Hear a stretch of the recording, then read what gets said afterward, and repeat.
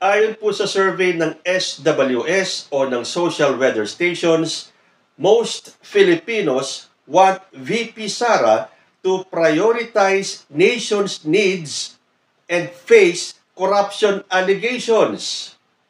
Teka muna, paano na yung sinabi ng Pulse Asia na 50% ng mga Pilipino ay nagtitiwala kay Sara Duterte at 50% din ang ayaw o nagdi-disagree sa impeachment niya?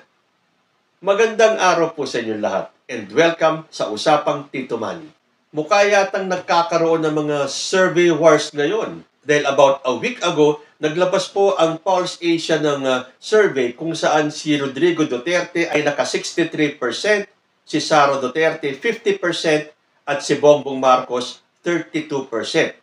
Yan po yung kanilang trust rating. Tanungan ng iba bakit sinama si Rodrigo Duterte hindi naman siya part ng government? Dahil yung Pulse Asia survey na yun ay ginanap bago mag-eleksyon. So anong kinalaman ni Rodrigo Duterte? Bakit isasama sa ratings ng mga government officials? So halatang halata na yun ay mind conditioning para isipin ng mga botante na mataas pa rin ang trust rating ni Rodrigo Duterte. At yun na nga ang nangyari, nanalo siya bilang mayor. Na kung iisipin mo, ito naman mga bumoto sa kanya, boboto ko ng isang mayor, paano niya magagampanan yung trabaho niya bilang mayor kung siya ay nakakulong? Ano yan? Work from home o work from Hague? At yung sinasabi ng Pulse Asia na 50% ng mga Pinoy ayaw sa impeachment ni Sara Duterte.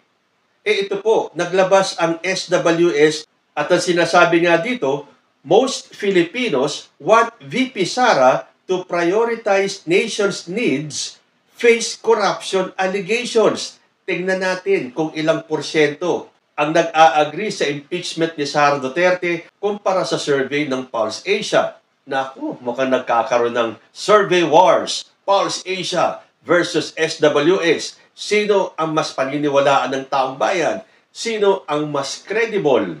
Well, syempre, kanya-kanya po yan ang paniniwala. Para sa mga DDS, paniniwalaan nila yung sa Pulse Asia. At para sa mga pro-government, pro-admin, pro-BBM, syempre dito tayo maniniwala sa SWS. But again, napatunayan na po natin na hindi po crystal ball ang mga survey. It's either maniwala ka or sa hindi. So, ayon po dito sa Manila Bulletin, majority of Filipinos want Vice President Sara Duterte to focus on addressing the country's pressing needs and to directly confront the corruption and impeachment allegations filed against her. Yan po ay base sa survey na ginawa ng Social Weather Stations from May 2 to 6. So, pareho pong pre-election ang ginawang mga survey. Yung sa Pulse Asia bago mag-eleksyon at ito naman pong sa SWS ay from May 2 to 6. Parehong bago mag-eleksyon pero magkaiba po sila ng resulta. Tuloy ko po. The National Survey commissioned by Strat-based Group revealed that 93% of Filipinos believe Vice President Duterte should prioritize collaborating with other leaders to address the nation's needs, with 74% saying she definitely should and 19% saying she probably should. So pag pinag-combine mo yung percent na yon, 74 dapat definitely should and 19% saying she probably should. So parehong should po yan ha. Ibig sabihin, dapat siyang makipag-collaborate. Hindi lang po basta magtrabaho kundi mag-collaborate with other leaders to prioritize the nation's needs, yung pangangailangan ng ating bansa. At yan po ay tumataginting na 93%. So kung 93% ang nagsasabi na dapat makipagtulungan itong si VP Sara sa ibang leaders ng gobyerno para sa pangangailangan ng ating bansa, nasan yung sinasabing 50% ng Pulse Asia?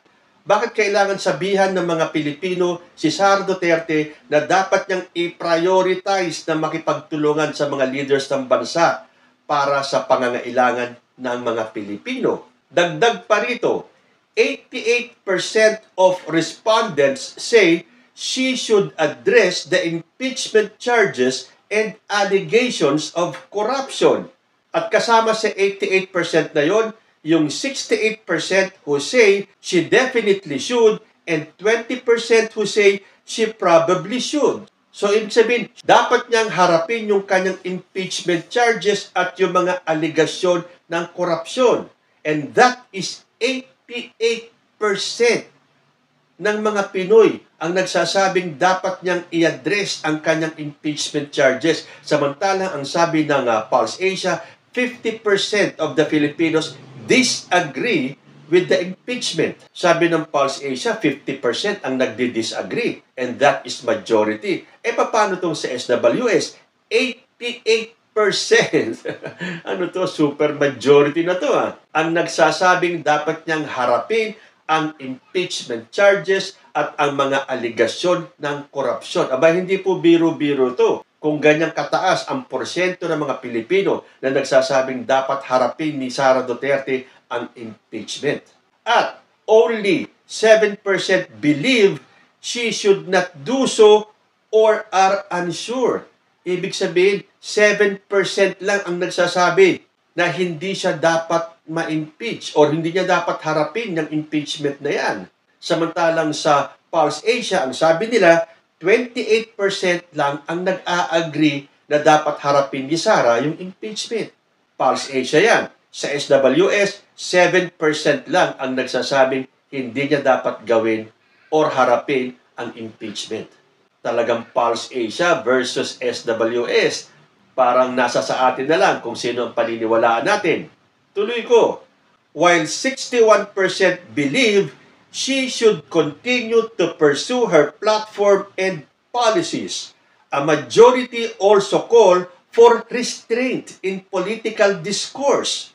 O ito naman, 61% ang naniniwala na dapat ituloy ni VP Sara yung kanyang plataforma at ang mga polisiya. Sa nangyayari ngayon, ano ba ang plataforma ni Sara Duterte at ng kanyang grupo? Ang iuwi si former President Rodrigo Duterte at huwag siyang makonvict sa kanyang impeachment trial. Yan ang kanilang plataforma ngayon. At polisiya, teka, may polisiya ba ngayon si Sara Duterte? Wala na po tayong nakikita dahil ang kanyang pinagtutuunan ng pansin ay ang paglaya ng kanyang ama. Di ba nga ngayon, nasa dahig siya, kasama pa si Amy Marcos at andun pa si Robin Padilla. So, paano tayo makakaasa ng patas na pagbigay ng hatol kay Sara Duterte kung itong dalawa pa lang, siguradong acquittal ang ibibigay nila. Wala silang pakialam kahit na anong malakas na ebidensya ang ipakita ng prosecution team para sa kanila, absuelto kagad si Sara Duterte. Tuloy ko pa, 59% say she should continue performing her duties as Vice President, but stop politicizing the position. Kasi sa ngayon, hindi na natin nakikita nagtatrabaho si Sara Duterte. Ang pinagtutuunan niya ng pansin ay yung plataforma nila o yung kanilang agenda na dapat iuwi si former President. At sabi pa dito, dapat niyang ituloy ang kanyang trabaho dahil hindi na po siya nagtatrabaho At dapat niyang tigilan ang politicizing. Ang nangyayari ngayon, puro politika na lang. Lahat ng issue ni President Bongbong Marcos, pinupolitika ni Sara Duterte. Pati yung 20 pesos na bigas na yan Diba?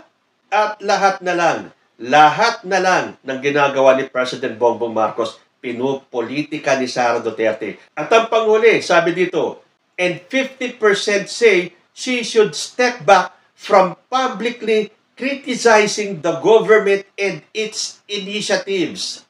Iyan ang 50%, Kumbaga sa Pulse Asia, 50% ang may tiwala kay Sara Duterte at 50% ang ayaw siyang ma-impeach. Sa SWS naman, ang 50% nila ay dapat tigilan ni Sara Duterte ang kakabatikos sa gobyerno at sa mga ginagawa nito. Hindi ba, mula nang nagbitiw si Sara Duterte sa kabinete ni President Bongbong Marcos, puro batikos na lang ang narinig natin. Wala nang ginawang tama si Bongbong Marcos para kay Sara Duterte. Okay na sana yung mambatikos ka pero dapat magpakita ka ng solusyon. Yun yung 20 pesos na bigas Parang gusto pang kunin ni Sara Duterte yung kredito Dahil sinabi ni Sara dati na imposible na nagsisinungaling daw yung nagpangako ng 20 pesos na bigas. Pero nung natuloy na yung 20 pesos, sinabi naman ni Sara Duterte na yung 20 pesos na yon posibleng maibigay pero hindi pang tao, panghayop lang daw. At ito pa, sabi niya, alam niya may solusyon pero hindi niya ibabahagi kay President Bongbong Marcos. Na para bang alam niya ang solusyon, na para bang ang ginawa ni President Bongbong Marcos ay wala lang, na hindi na solusyonan. Dahil na kay Sara Duterte ang solusyon, pero ayaw niyang ibahagi kay Bongbong Marcos. Ang galing ano? Siya na ngayon ang may alam ng solusyon para makapagbigay ng 20 pesos na bigas si President Bongbong Marcos. Naibigay na nga eh. Pero para kay Sara, yun daw 20 pesos na ibibigay ng gobyerno ay hindi suitable para sa mga tao, kundi para sa mga hayop. So, sabi ng 50% ng mga Pilipino, tigilan mo na ang kakapolitika at kakabatikos sa mga ginagawa ng ating gobyerno. Ito po palang survey na to was conducted through face-to-face interviews with 1,800 registered voters nationwide. And the respondents were drawn from Metro Manila with 300 respondents, Balance Luzon with 900 respondents, the Visayas and Mindanao with 300 respondents respectively. So, sino pang paniniwalaan natin? Yung Pulse Asia na alam natin na mind conditioning? Dahil 50% daw ang may tiwala kay Sara Duterte? O itong SWS na nagsasabing 93% ang naniniwalang dapat itong si Sara Duterte ay tumutulong sa gobyerno, dapat tigilan ng politika, dapat tigilan ng pambabatikos, at dapat magtrabaho. But again, siyempre, ang mga DDS hindi maniniwala dito. Natulad natin mga pro-BBM ay hindi naniniwala sa Pulse Asia Survey. So, kanya-kanya pong paniniwala. At tulad nga na sinasabi natin, at sinasabi ng marami dyan, ang mga survey po, hindi po yan ang totoong pulso ng Pilipino. Dahil sa dami po natin, milyon-milyon po tayo. Ang kanilang mga sinasurvey ay around 1,008 to 2,000. Pinakamalaki ng 10,000 respondents. Milyon-milyon po tayo. So magkakaalaman po tayo, pagdating ng impeachment trial ni Sara Duterte, kailangan ba niyang harapin ang impeachment? Totoo ba na 50% ang ayaw siyang humarap? As against sa sinasabi ng SWS na majority ng Pilipino or super majority na nga ang nagsasabing dapat niyang harapin ang mga aligasyon ng korupsyon at dapat niyang harapin ang kanyang impeachment trial. Suma total, majority ng Pilipino ang nagsasabing dapat siyang humarap at ipaliwanag ang mga aligasyon ng korupsyon nung siya pa ang DepEd Secretary at mga aligasyon sa OVP. Kayo po, ano ang masasabi ninyo? Comment lang po down below and I will see you in my next video. Diyos te admina.